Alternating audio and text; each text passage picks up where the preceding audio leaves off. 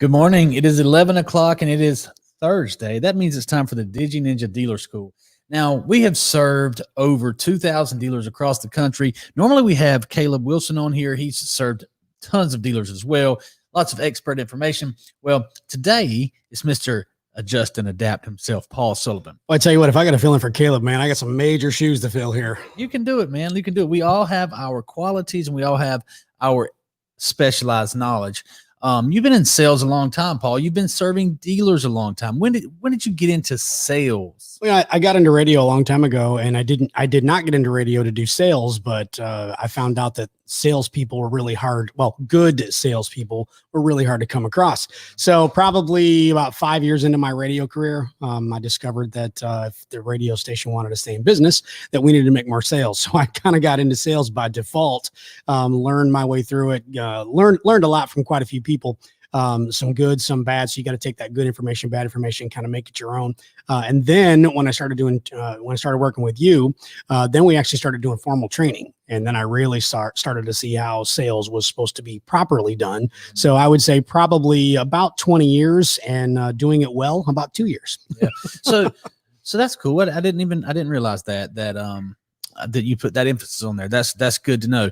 If you had to go back 20 years, and first of all, you would know when you got to your first radio job that every business requires sales. Absolutely. You know, I mean, literally every business. I mean, it doesn't matter what business you're in. Sales, I mean, you've said it over and over, and we'll reiterate it again, is that sales makes the world go round. It does. And you don't have a business if you don't have sales. No. So every radio station, sales was king and, or the most important thing. So, but now that you've had training, we do our formal training, the Digital BDC Academy, and we have certain things we have to go through to even be on the schedule, and you're responsible for that. Right. Would you be a better radio DJ and a better salesperson if you went back 20 years with the knowledge that you've gained in the last? Absolutely. Cool. There's no question. That's cool, man. So when did you first start when you first started selling radio? Who were your biggest clients? I mean, radio was pretty much run by car dealers. Yeah. I mean, they had the most money. It was, big ticket items. I mean, we did business with small mom and pops, but there was really not a whole lot of money in it for a salesperson nor the business.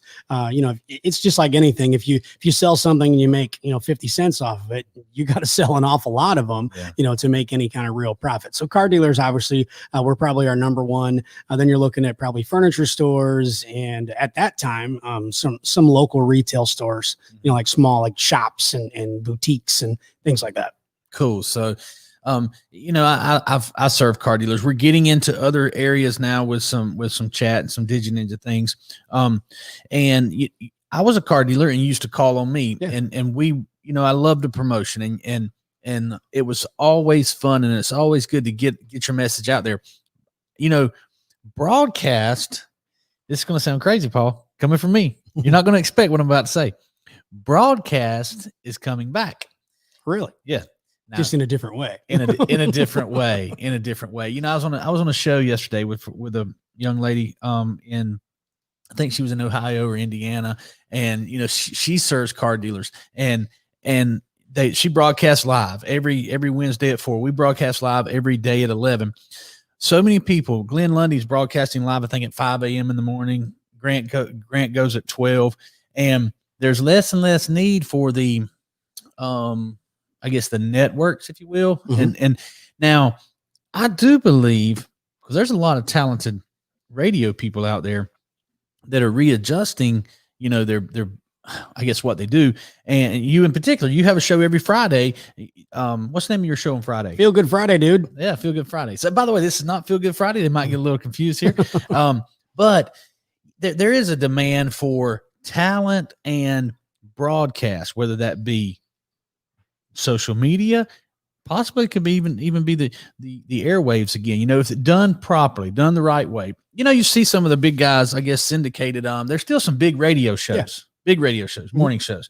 And I think if you find them online, you see they also are going live on there, and you can watch the show as well. I believe some of them. So I think that what we're doing is what we're experiencing is an evolution of killing the old dinosaurs, but then taking that talent and the entertainment and the value that radio gave people for so long and just giving it to you in a different way.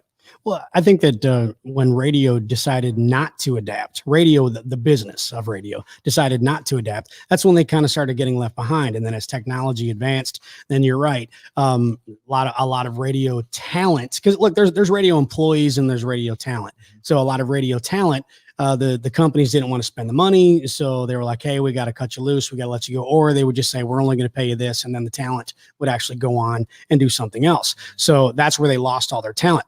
So those talented people went on to something else. Some of them in sales. I mean, it was always kind of a long-standing joke almost in radio that if you ever got out of radio, you could always go sell cars because you were working hand in hand with the car business for so many years that you learned the car business, or at least a unique view of the car business. So then when internet came along and podcasting came along and all that kind of stuff, a lot of your talented people moved away from radio.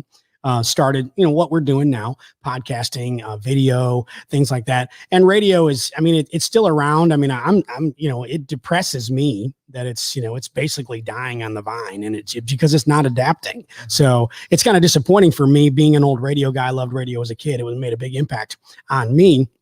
But from a car dealer perspective, radio was really strong, 20 years ago. I mean, that's why they spent so much money, because radio was really strong. And then as it changed, car dealerships started to go, wait a minute. I mean, you were one of the first ones, you were the first one that I actually knew in person that started utilizing Facebook and social media and, going, hey, let's try this. Let's do this and see what happens. Yeah, absolutely. Now I know it probably is depressing, but I'm telling you, it may take some more death, but in the industry, but there'll be a comeback. There will be, and it's going to be a different animal. I don't think it's going to happen. Okay. Well, because what I've used as a comparison for radio is Kodak, the company Kodak that made, made film, for cameras. That ain't coming back. Yeah. I mean, the Polaroid camera sort of started to make, it's hip, but I mean, people are still taking pictures on their phones. The old print cameras are not coming back. Yeah. I mean, again, there might be some weird, shop that, hey, we sell vintage cameras and things like that, but it's never going to be like it was. Paul, it's not going to be like it was. It's going to be better. Just imagine if we could play music on this show right here. We'd have people tune in. You know what I'm saying? Yeah. If we could, so I don't know what that looks like with the licensing and the things like that. Right. And it'll probably be the radio station that figures it out first. It says, hey, not only do we have to broadcast, but we have to, for instance, could a radio station broadcast and at the same time play the music on a video or on a in the back? To my knowledge, yes, because they're already paying for licensing. Okay. So I mean, unless that's changed, but yeah, they should be able to do that. We're about to help dealers here in just a minute. Don't tune out. But in the meantime, if you're a radio station, you're listening to this, all you really need to do is update your 1970 Outlook in your 1970 it's facility. Most of them are very old. You're right. Yeah, the equipment. Go turn that baby on and go live and broadcast your, have your morning show. For instance, man, we need a radio tower outside. We need a radio tower. I tell you what, find me a radio station that we can buy. We put a tower up, or either buy the tower. If we can broadcast live through that tower and at the same time play the music on our podcast, man, we're tune into WBBB. Yeah, we'll do it. Buy back Billy. All right, here's how I want to help some car dealers. I love car dealers. I absolutely love them. I love them because of their big budgets. I like big budgets, yeah, and I cannot lie. So, but the point is, we can take that budget and we can help them. Now, we're not. this is not a pitch for our product. So I just want to talk to the dealers and tell you what you need to be doing. And we've seen it work so many times. As a matter of fact, we've helped some dealers do it, and now they do their own stuff. So this is what you can do. You really, really, really, people are going to think I'm going to say, you need to be using Facebook. You do, but listen, 4 years ago, I predicted what Facebook was about to do. It was about to take over. I turned off all the radio stations that I was doing business with, and I put everything into Facebook. Mm-hmm. Well, Facebook and Apple hate each other, and it's not going to get better. Okay. So the way it was the Wild West 4 years ago, you could do anything you wanted to on there, and you would just have tremendous results. More people are piling in. So if you're late to the party, there's still some cake. You can still make a lot of money with Facebook, but you better be trying to push people to your website. You need to be pushing as many customers as you can to your website. If you use radio, you need to be driving them to your website. If you use Facebook, you need to be driving them to your website. If you use any third-party lead provider who are taking your information and sell it to somebody else, you need to be pushing people to your website. Well, that's where all your product is. That's where your product is. That seems so simple. Yeah. It just makes perfect sense. You know, for so long, we drove people to the parking lot. Right. We drove them to the inventory. We drove them to the dealership, or either, you know, and then with direct mail and with what we do, we set the appointment and we drive them to the showroom. That's good. If they show up to the showroom, you have a very good chance to sell them. Right. However, why don't we drive them to the website? Because these websites are functional 24 hours a day. They always have your inventory displayed on there. And if you're doing it right, then you have a text and a chat feature on your website and on every vehicle details page. Correct. Okay. If you have that, and here's what you need to do. You need to put your BDC and your salespeople in charge of chatting and talking to those people. Because let me tell you something. COVID just fast forwarded this thing tremendously, and it's not going to change back to the way it was. It's only going to get more and more lucrative for the dealers who are willing to give that information through the vehicle details page. Right. Payments, everything right there. Credit application. Well, you said for a long time, give. You know, that this whole, the 20 years ago, fool them, get them in, you know, and be all shady and hide information and make more money off the customer and burn them, basically. You know, that's old school. Yep. So imagine this, and you don't have to imagine. I won't use any names, but you can go to a lot of car dealers' websites and you'll see the photo, you'll see the phone number up there. You can click on it to get the map, and you'll have a chat box over here somewhere. Would you like information? Okay. Well, boom. I pulled up this vehicle. I love this vehicle. I want information on the vehicle. What would my payments be? Some of them have a payment calculator, right? But some of them are not. Most of them don't. Most of them don't. So that's a mistake. But so if they want to know their payment, they're going to go to another website, calculator.com. You know, they're going to be putting information in over there, probably seeing other people's ads when they get there, and they're off to someone else's website. What if when you clicked on the vehicle you like, Paul, does this seem like common sense, or, you know, why wouldn't somebody, when you click on the vehicle details page, I'm a VDP, if it had a calculator and it had all the features and it had a link that you could click to, number one, talk with a live salesperson from that dealership, at least via text, at the very least via chat. But what if you could click and live stream with someone and it came to, oh, I have a notification. Somebody wants information on the F-150. I'm a salesperson at dealership X. Click. Hey, this is Billy with dealership X. I see you're interested in this F-150. Hold on one second. I mean, that would be fantastic. You run out to the car and you say, okay, Mr. Customer, here is this vehicle. Let's do a walk around presentation. Here's the miles. You can see what condition it's in. Hey, is there any other information? By the way, have you seen the Silverado right next to it? Okay. I mean, would that be something that customers would like? I think the customers would love that. They would love it, man. I mean, really, it kind of, when you just said that, it reminded me of, who would have thought that you'd be doing a doctor's visit via cell phone? You know, I mean, like you said, COVID kind of changed everything. People started doing things differently. Most people would want, well, I got to go to the doctor. He's got to, you know, examine me. I got to tell him my symptoms, all that kind of stuff. You know, like whatever it's called, telemed, or whatever the company is that does that now. There's so many of them. That's become the norm. You know, so I mean, I would love to see what you just talked about, that become the norm for car dealerships. Number one, again, it's truthful, it's honest. Is the car is the car there? There's a lot of people, they'll say, hey, can you tell me, is that black? You know, F-150, is it there? I mean, if I make the trip, is it going to be there? Is it, do you have it in stock? Because so many dealers will borrow from other dealerships and we have this available, but it's not at that particular lot. So we're showing it available in our inventory feed. Yeah. So, I mean, no, but you're right. So it's like the guy that goes, hey, and runs out there and goes, yeah, here is the truck. It's right here. I'm standing by the truck. I mean, I would love to see that. And a few dealers do it. And there's some tools that can help you do that. So Mr. Dealer, I want to make sure you understand something. Your website needs to be the focus point of 12 hours of your day, not Facebook. Now they're going to shadow ban me on, they're going to not show this video to anybody. But 4 years ago, I told you better get on the Facebook train. And it's not over. There's some more Facebook to come. Well, I was just gonna say, if I could interject, I think you should be smart enough to know that you need to do both.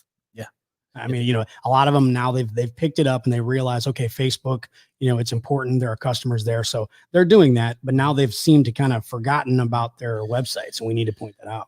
Absolutely. Okay, so let me bring up a point though, or talk specifically about that. We're going to dive deep right here. Okay, average car dealer's budget is $67,000. Okay. Now, when I ran dealerships, I had as much as 20,000 most of the time. Sure. I never had the $67,000 one, but now we have, what is it? $300,000 or $400,000 per month that we're spending for dealers.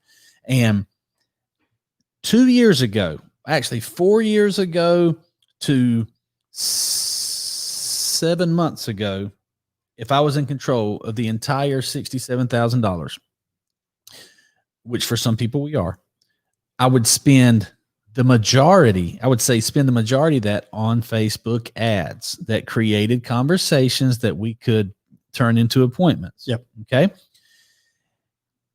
It's changing.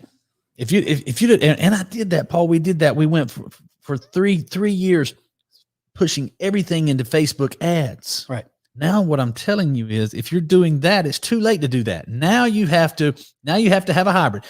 Like I told people, turn off your radio, turn off the TV, your ads, stop wasting money on cars.com, Auto Trader, put all that on the Facebook ads. Well, now what you have to do is you have to use those places to drive leads to your website. Mm-hmm. And you have to spend 90% of your effort customizing and making your website all that it can be. Well, I agree. And improvement is probably the first word that pops into my head. Improvement. Car dealerships need to make improvements on their websites. Yes. And so, we have some dealers that are doing that. They have fantastic websites and they interact with them. We have our chat on websites, which is huge. That's where you need to start, is just get your salespeople handling your chat, because that chat company you're paying, if it's not DigiNinja, they're terrible at what they do. Oh gosh. Yeah, they're god awful. They're terrible. It's crazy. I tell people, you're paying $600 a month. You think you got a deal. You're paying somebody to run your customers off. Yeah. It's impossible. You cannot sell a car the way they do. So put your salespeople on there, put your BDC on there. And here's the next thing. Train your salespeople. Now you're not going to train the seasoned sales pros to do this. If they're valuable to you, let them keep doing the things the way they do. But when you recruit new people, you need to train them in digital sales, train them in BDC, and explain to them that the best salesperson is a business development agent. That's what you're always doing. You're developing business, you're developing relationships, you're building your pipeline. You got to build that pipeline, and you got to communicate with those people the way they choose to, the way they want to, which is not email and it's not a phone call. It's a text message or a direct message. So train your salespeople to do it that way. Have them out front. Have your salespeople become BDC agents, working their deals out front where the customers are coming, so that where the appointment board is, right. Where Mr. Smith is coming at 2:00. Hey, I'm Billy. I got you right here. I see you. And you know what's going on, and okay, here's the thing. Your website, actually your process, the correspondence, the conversations that you have with these people digitally is the fabric between the website and your brick and mortar. Right. So you have your website where the customers are, but your brick and mortar is over here, and that is where your cars are. So you can sell it on the website and deliver it to them. That's fine. You can do that too. But the key, the secret between the two is the conversations that you have, your people, the interactions that you have with your customers. That is the fabric, and that's where the magic happens. You really you need to put all your attention on how are my customers being talked to on my website. Well, I think that another big point is that the car shopper, so the consumer, everybody, I won't say everybody, I can't prove that, but I would say the large majority, 90%, I'm going to use 73%. That's, or was it 74%? Whatever it was. 74%. No, but anyway, I would say most, it's probably higher than 70%. It's probably in the 90s that the car shopper, they're going online. Yeah. I mean, they're not going to a car dealership first, so they're going online, they're searching. Okay. I think you might've heard me say this before, but this is a big stat that NADA puts out. 10 years ago, the average shopper went to over seven dealerships. 10 years ago, when you were at the radio station, if somebody came up, there's a good chance they'd already been to several dealerships shopping. Correct. They were about to go to some more. Correct. Now that number is 1.2 dealerships are visited before they make a purchase. So if they show up, they're there to buy. Correct. They've already done it. So to answer your question, 99% of everybody has already been online to look at your inventory before they show up. It's 99. Well, and so that's where we go back to the give.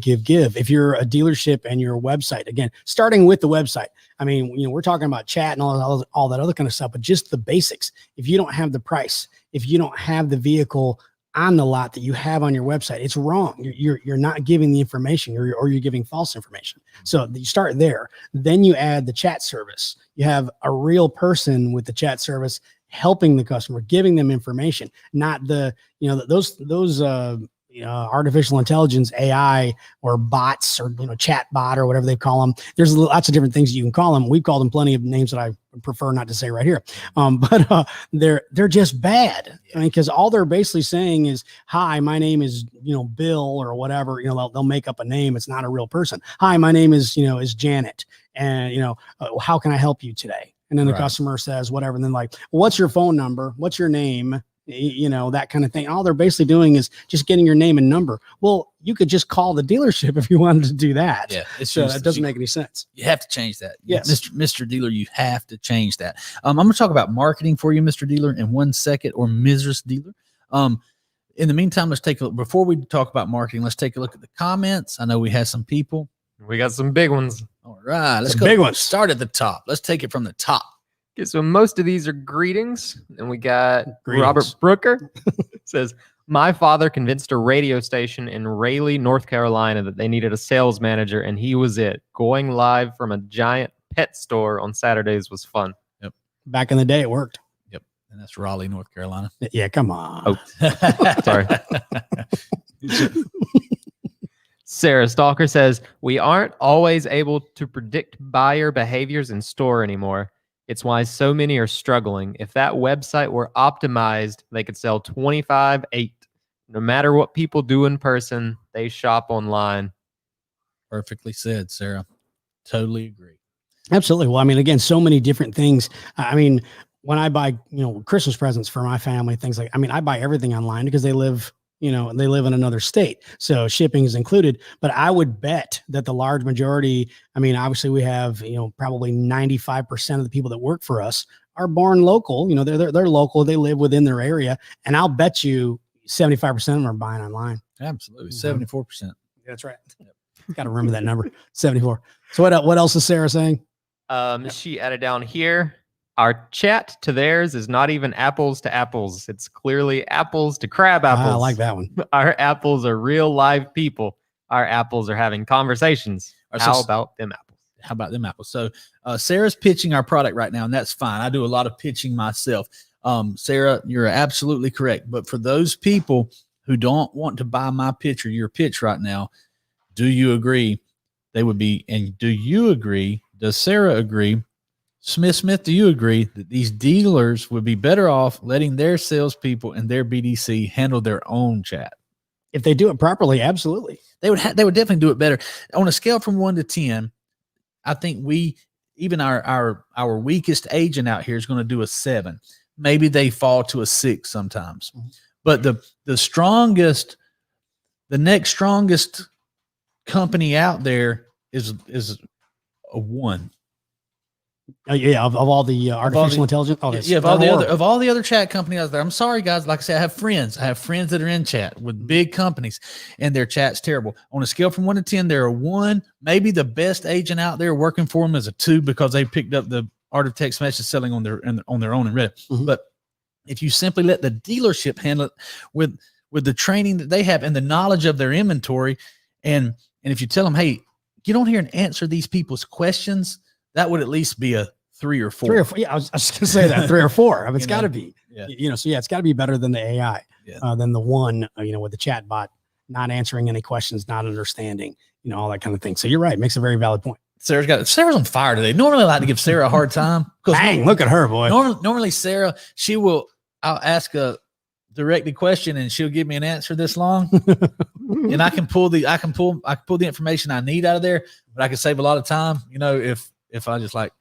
if she would send answers like this. So I'm trying to praise her in here. Still better than giving her a hard time. I know that was like a backhanded, compliment. Wonderful job today, Sarah. You're on fire. What did she say? Absolutely. A trained BDC is amazing. A bad BDC, still better than a bot. Yes, it is. That's perfect. Absolutely perfect. You're on fire, Sarah. Look at it. One more from Robert said, I remember asking that question, do you have one? In 1994, the car was in the ship halfway across to Vancouver. He said it was in the yard 3.5 weeks. Yep. Oh, that's what I mean. That's why car dealerships, or car salesmen, I should say, that's why car salesmen, a lot of them have such a bad reputation, because the people are still thinking of the old, the slippery, fast talking, car salesmen that were trying to cheat people or whatever, that type of thing. And I certainly want to point out that they're not all like that. There's a lot of really good, high integrity type of people that own dealerships, run dealerships, work at dealerships. If they do it properly, they'll show you the information. They'll give you the information. They won't try to trick you, because I think one thing that I definitely want to bring up today, Billy, is that long-standing relationship. When you start with a real person, you start that conversation, and that's the beginning of a hopefully very long relationship with your dealership. Absolutely. If you communicate, you treat them fairly, they're going to buy their next car from you, their kids are going to buy, hopefully, if you're still in business, your grandchildren, great grandchildren, et cetera, et cetera. So it does make a huge impact. People don't think about that, but it's the truth. It is. What did Chad Walker Gay say down there? It really helps being on site when you're answering leads. Yeah. So there's a perfect example. Chad goes out and staffs these things. Joey and Wes are staffing some. Tim McCarn, I think, staffing somewhere right now. We have a lot of staffers out there staffing. Well, they don't go in as a salesperson. They go in as a ninja, as a DigiNinja. Correct. They go in as a BDC agent who sells. So, Paul, I don't know if you've been on site with us before, but when we send Chad out, now Chad has morphed into something way more than just a facilitator. I mean, he's actually appraising the cars. He helps them in so many ways. But when we send a first-time event, a brand new dealer buys a staffed event, we send our facilitator, our closer out, and they set up with their laptop or either in one of the offices with the dealership, and they pull up the leads. They pull up DigiNinja, and they're working the leads, and they're having meaningful conversations with these people and setting appointments. Hey, this is Chad. When you get here, make sure you ask for Chattanooga Chad. And they set that appointment. When they come in, they ask for Chad, and Chad goes out and greets them. He knows they're coming. He is a selling BDC agent, and that's the way to do it. He really is. I mean, Chad and a lot of our guys, and they're basically a one-stop shop. I mean, they start it from, they begin it from start, and then they follow it up. So it's start to finish. It's all him or all, whoever our staffer is handles it 100%. Of course, they're working cooperatively with the dealership. So it's not, when I say one-stop shop, I mean, you're still working with the finance, people in the dealership, things like that. But I mean, you really are the man, if you will, that kind of, as you mentioned, directs traffic, facilitates the entire thing, makes it very easy when we do events. Yep, totally. So I want to talk about marketing. and the best marketing tells a story. So I want to give you some advice on how to do your marketing. But first, I want to point out the two cliche terms that have been used for years. You just used one of them that I just don't like, and I'll get your feedback on this. But I hate when I hear a commercial or see a commercial when they said, "You've tried the rest, now try the best." Why would you try all the rest? and I tell you another one that's overused, Paul. I'm sorry, but the one-stop shop. So many people try to be the one-stop shop for everything. I think that there's a better way. That's it for me. Now he's done. I'm off the show. He's out of here. But there's a better way. There's a better way to market, and the best marketing tells a story. So if you have a story that you can tell about your dealership, about your company, if you can, the testimonials have always worked, right? If you have a real person who got a real service and real value from you, and you can get that person to put that on camera or put it on some way, that's why Google is so, they are taking over the world. They're trying to take over Facebook right now because Facebook has dominated for so long. But anyway, with the Google reviews, the reviews, those are testimonials. Those are crucial too. There's a lot of people that take those into consideration before going somewhere, buying a product, etc. Absolutely. So what if on your reviews on your website, you had them listed, you had a picture of the person when they bought the car, and you had the review under it, and you could click here to see their story. And you had, this is complex stuff, but the more you can do with interacting with customers, getting it on film and putting it on your website, the better marketing that is. Another cliche, so I'll be my own enemy here using cliches, is the best advertising is word of mouth.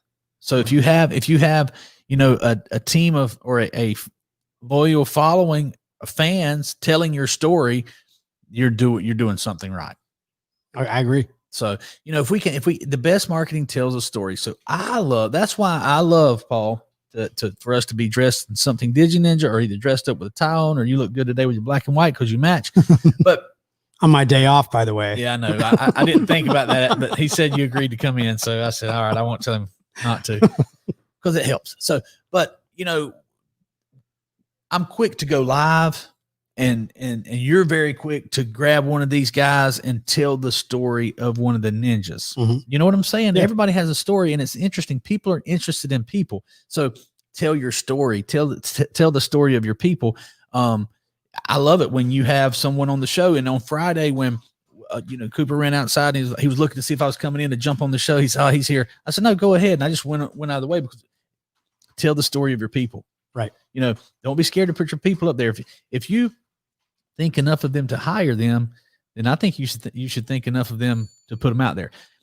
Now, there is that risk reward, Paul. If he's here today, gone tomorrow, if you have a committed employee, sure. If you have a committed employee, I think you need to promote them as well, because, well, look, things change. We know that, people change, business changes, times change, et cetera, et cetera. So if you have a strong employee today, you promote him or her. If things change and, in the future, they're not part of your team, they're going to be replaced by somebody else. And that just gives you a new opportunity to introduce another person to your team. It doesn't look the same old. So right. I totally agree with you. Well, we could talk more about marketing and branding and those type of things. I know you have some things to do, and I hope that it was supposed to be here 2 days ago, but allegedly the video wall has been shipped. I thought it was shipped 2 days ago. Well, it was. So I'm saying allegedly it's still been shipped, but man, I can't wait to unveil that thing. And have you seen the flight simulator, by the way? Yes, I saw that. I have a flight simulator. See that envelope with that cardboard on. This one? Yeah, the TV thing. Hey, what can Brown do for us? Deliver. By the way, I'm not ripping on UPS. They bring us checks, so we love them. Deliver the video wall. But anyway, I was thinking about putting the flight simulator in there and just using it as a video wall. It has three screens. There you go. So I can sit. Problem is it's like a single person. So I guess we can put a chair. The guest would kind of be off to the side. We could put a chair behind me, and we could be like Top Gun. Do a show like that. I feel the need. That would be pretty cool. That would be fun. All right, So, guys. so wait, hang on before we Okay. before we wrap up the show. So this flight simulator, no, we'll you know what? We'll tease that. We'll talk about that tomorrow on Feel Good Friday. We'll talk about that flight simulator. Okay. Should I leave it here or should I take it? You want me to leave it here for the show tomorrow? Yeah, I think We could probably put it right here. get it hooked up. I think so. We'll see. We'll see if Smith That might happen. That might happen. Hey, any other comments before we close out? Smith. Debbie Gay said Chad Walker Gay is the man. He is Billy Merritt's marketing. Yes, Absolutely. he is. He is. He does. We need more Chad on this show. Get back on here, Chad. You know what? We need to let's send him a link maybe for Feel Good Friday and get him on here. Yeah. Let's do that. All right, guys. Tomorrow, Feel Good Friday, is Paul's show. Today, I'm just in here, borrowing him because he is an expert when it comes to dealing with dealers. He had some good information today. If you're just tuning in, you need to back up and watch this show again. Take notes. Learn from Paul. See you tomorrow.